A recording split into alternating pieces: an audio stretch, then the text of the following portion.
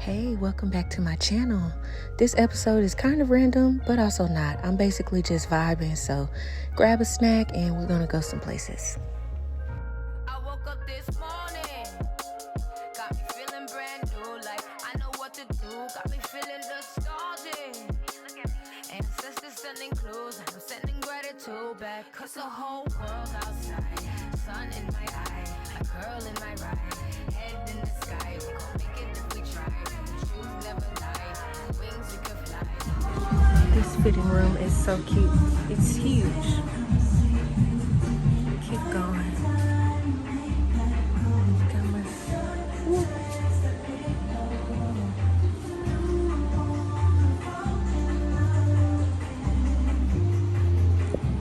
Best kept secret, creeping all the weekend, sleeping till the evening. I don't like you leaving. Best kept secret, dying just to keep it, lying for no reason, creeping all the weekend. Best kept secret, creeping all the weekend, sleeping till the evening. I don't like you.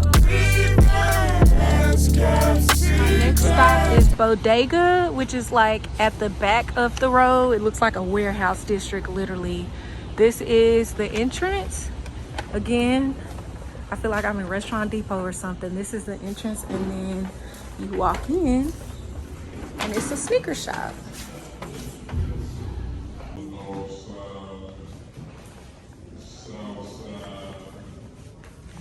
East side.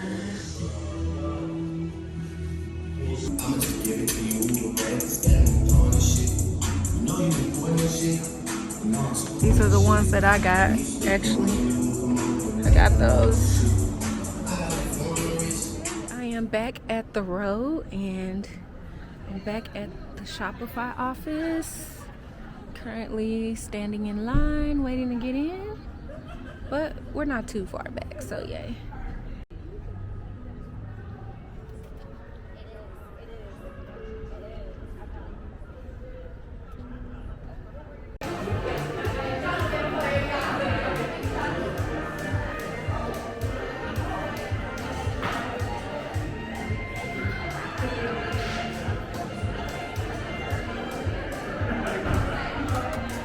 They also had an open bar, so I got some rosé. Let me say, the food was fire. This is from Bridgetown Roti, and it basically was like Trinidadian Caribbean food. I spoke with the chef, and he was from Trinidad, so the food was bomb, like bomb, bomb, bomb. Really, really good. After that, we listened to Jackie. Yes, I love it. gorgeous.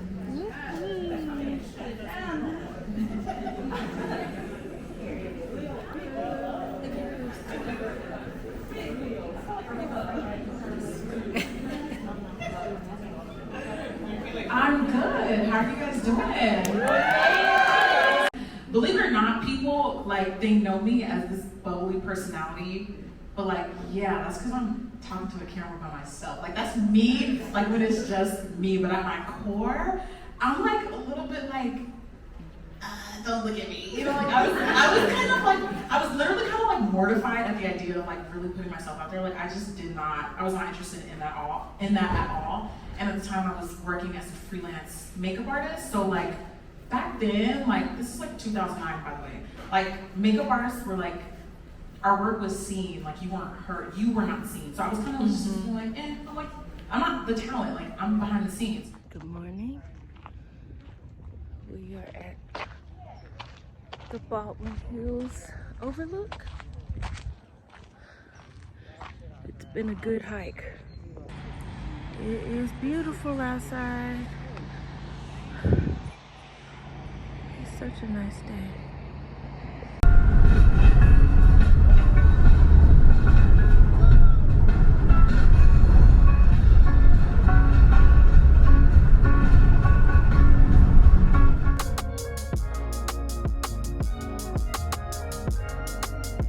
This is my coffee shop outfit, you know, little mirror pick real quick.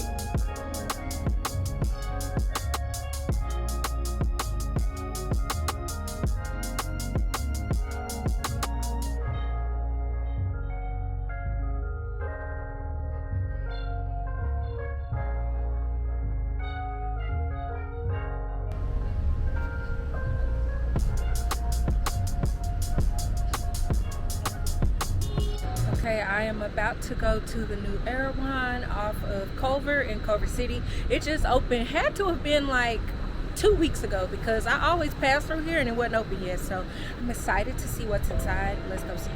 This is Erewhon, and I hope I'm saying it right because I feel like everybody that says it all kind of says it differently. But I've been to a few of the locations throughout the city, but this is my first time at the Culver City location, which I really liked. It definitely fit just the aesthetic and the vibe of Culver City. I don't come here often, but when I do, I love getting their juices and like milks. They have a really good strawberry rose almond milk that's amazing. I wouldn't get my produce here, like it's all organized, but it's expensive and you really could get it cheaper at Whole Foods, which is saying a lot. But in case you were ever in a rush, then okay, get the produce from here.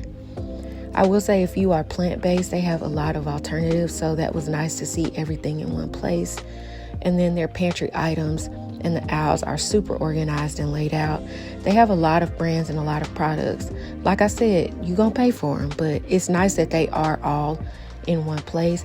Okay, let's talk about the hot food, because the hot food here, I was sleeping on. I've heard people talk about it, but I tried some things and it was really, really good. This woman named Chisako recommended some of the things that I tried, and I ended up getting a whole little medley, and I enjoyed what I ate. But let me show you what my favorite thing was.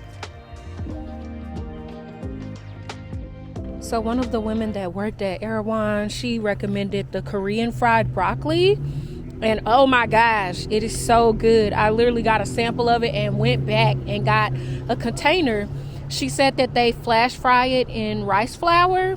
It's the texture for me. It is so freaking good. This is about to be my new favorite snack. Pray for these baguettes, I pray for better days. I ain't pray for that new vet, I'd rather have. All right, I am outside of Surfas. I got a little cute little patio. This is how you go in. Let's go inside. Okay, I love Surfas because they just have a lot more kind of Epicurean and gourmet brands than a lot of grocery stores do. These are kind of your specialty products, and they're also international. Like they've got every cuisine section that you could think about. You can see a little bit of this. You can see that a lot of this stuff don't be in the store. So I love coming here whenever I just want to get some specialty items, or just to kind of get my wheels going with what I'm cooking for the week. And also when I like to experiment, I definitely love coming here just to see what's on the block, what we got. They also have like different frozen meats and sausages and stocks. Surfas, I also think, has like an in-house culinary program. So some of these are products, and then some of these things are things that they make in-house. So everything from puff pastry to croissants, homemade croissants. Ooh, I should get a little, ooh, like a fresh croissant. Are you kidding me? These are two of them. Look like a croissant sandwich or something for breakfast. Ooh, child, I don't need to get the bread. I do not need to get it, but I want it. They have some really nice frozen pastas, which are basically a lot better than boxed or packaged. I'm interested in the lobster ravioli one day. Got some ramen, some noodles. They got the things in here. All the salts, literally, like any type of salt. I'm good on salt though. I have a lot of salt at home. I've got Himalayan, I got sea salt, kosher, so I'm good. If anything, I might consider, oh, these are such big packages. But lots of seasonings, lots of things, lots of things. All of the extracts. I actually need to get some because I have no vanilla extract. I only have some vanilla bean powder similar to this one, but not an actual extract or paste, which I'd rather do extract. Let's have a little lesson real quick, because I know That imitation vanilla is $5.45. Yes, that sounds cheaper than sometimes $12, $10, $15. This is definitely a more higher end brand, but it is really good. But that $5 versus the basically, ooh, child, vanilla is so high now. These things used to be maybe like 10. Has it always been this way? Look, can we go here? What is this one? That's not no better. Vanilla is really out here at $20-something. I'm gonna wait and go to Trader Joe's. Ooh, Ugandan vanilla. Ooh, Tahitian. I know that's good. Ah.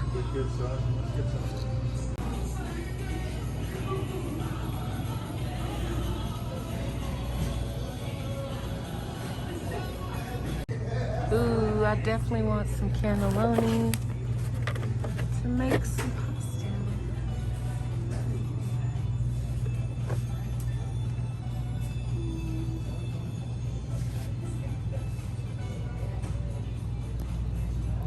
These noodles are so fly. They are very much so oversized, but I want them, but I know if I make them, I'm not gonna make something that's actually healthy with them, so I'm gonna pass. Ooh, I don't know, I got a thing for the black and white. This linguine is beautiful. Ooh, I think I wanna get it. I think I'm getting it. These are fly, they're beautiful. Oh my goodness. Yes, what can I offer you? A mimosa or a glass of fresh pressed orange juice? Ooh, sexy. OMG, this is exactly why I come to Surfas. This is what I'm looking for. I wanted some cute bowls to plate a Brazilian moqueca, like a fish stew, and these are gorgeous. Oh, these are gorgeous. They're coming to the house. And I'm trying to like use more color in my plating. This is fly.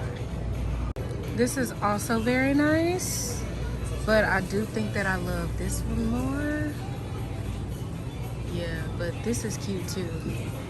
They definitely have an aisle for pastry people. This is where I came, if y'all remember that yacht party. This is where I got the chocolate. They have so much cake stuff, bread stuff, just everything dessert and pastry. And a lot of it is professional grade. A lot of these brands are like brands that restaurants use and gourmet Epicurean brands. Ooh, not new products. What is this? Okay, so I knew about this butter, which they have like Plugra, just different European butters that you want to more so like bake with and cook with too. I think they got like some creme fraiche, some truffle butter down there. Some nice butters. I'm tempted to get some, honestly. Okay, let's see what we got here. Looks like some almond milk and the things. We got juice. What kind of juice is that? Just orange. Huh. Cloudy Cox says apple juice. What kind of juice is this? Not me interested. Pineapple. It's the bottling for me. It's the bottling. Ooh. Strawberry nectar. What is this? White peach. Ooh. Is it a juice? What is it? Because do you drink it? It's a white peach nectar. Ooh, no, I can make my vinaigrette. I wanted to make a vinaigrette tonight, and I'm gonna use this. Okay, I'm looking at the ingredients.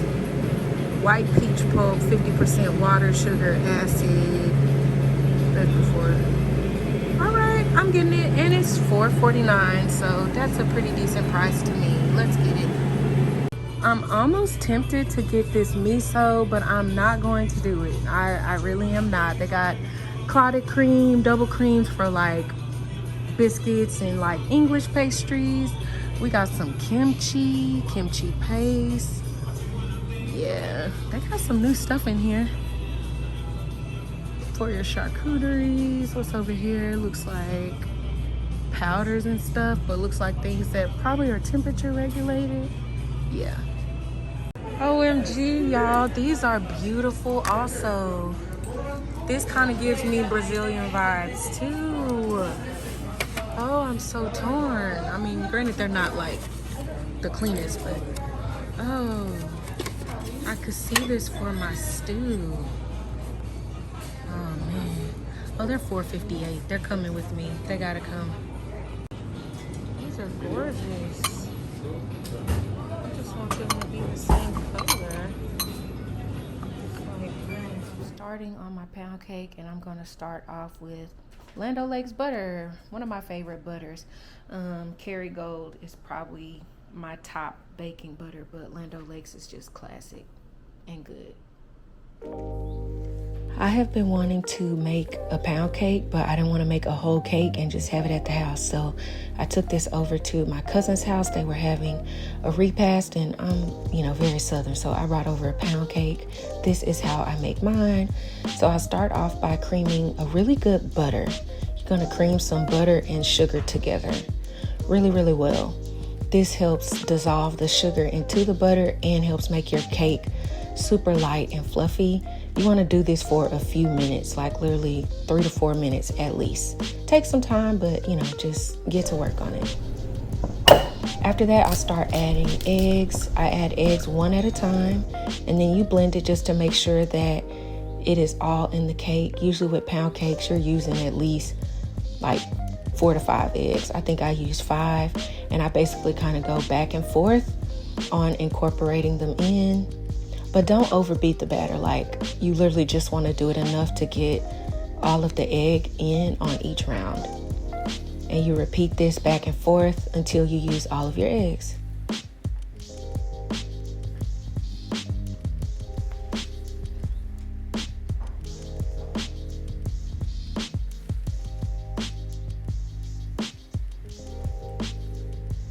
Still got my last egg, and if you can, make sure that they're room temp because they do blend a little better when it's room temp. Since that's my last one, I'm going to get that all incorporated. Oh, nope, we got another one. Oh yeah, so I use 5 on this recipe.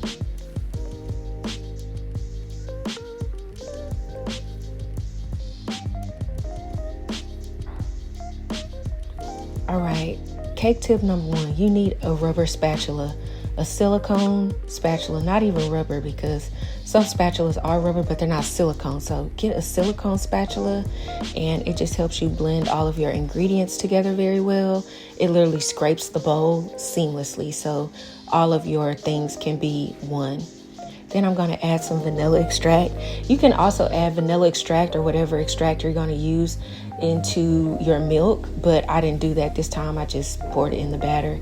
Now I'm adding a mixture of flour, baking powder, and salt.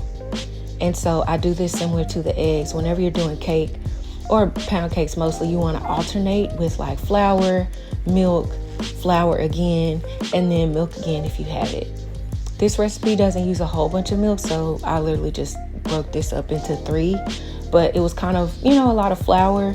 You don't want your cake to be like chalky. Sometimes I can taste that, and so alternating between flour and milk will kind of just give you a different type of crumb. It'll give you a different type of crumb for a pound cake. Again, got that silicone spatula, and I'm making sure that everything is blended together. There's no butter on the side, no flour. Everything is smooth, and that's what it looks like going in. So good. I definitely scooped up with my finger and tasted some, so very, very good. Just a classic, good, buttery pound cake is what it tastes like. Okay, Baker's Joy. I just always have because I started off baking, and Baker's Joy is just that girl. She's just a classic. It's a non-stick coating spray, so basically it's like oil and flour in one. So usually when I do cakes, I don't have to flour it also, even though I really should have, and I'm gonna show you why later, but you just spray this. Okay, so at Surfas, I ended up getting some sour cherry spread and yuzu marmalade, and I'm going to incorporate that with my pound cake because I feel like that'll be really nice for spring. And now I'm putting the batter into my bundt pan. You basically just want to make sure that it's even and leveled. That's really important because you want your cake to like bake at the same rate as all the sides. You don't want to have like an uneven side. Sometimes you can see that with pound cake where it's like one side is a little darker than the other. I think that's because the cake wasn't leveled like that. So now I'm also going in and putting this yuzu marmalade in the center, and I'm kind of just spreading it out almost to like make a little pocket. So each slice will have some jam and also some of this sour cherry spread that I'm putting on top and also spreading around. I love yuzu. Let's talk about yuzu. Yuzu is a Japanese citrus. It's similar to the taste of lemon, but it's just a little bit sweeter. And yeah, yuzus are like native to Japan. They were really gate kept for a while, but now I feel like they've definitely crossed over. If you've ever been to a bar, you've probably seen something with yuzu, like in a cocktail or a juice or something like that. But it's really fresh and light and definitely is perfect for spring. So I like using yuzu not only just in baking, but also in cooking. You can make like a really great vinaigrette from it or anything, really. I had a yuzu hot sauce from Trader Joe's that I got. I can't wait to try, but I was like, wow, in hot sauce. So yuzu is out here.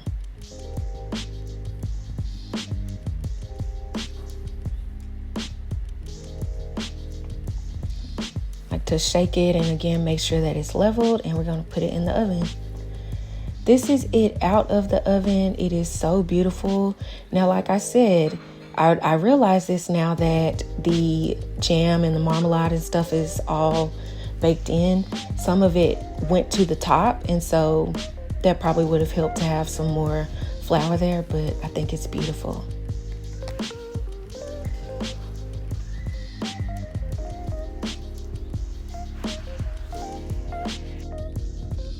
That is all for this episode.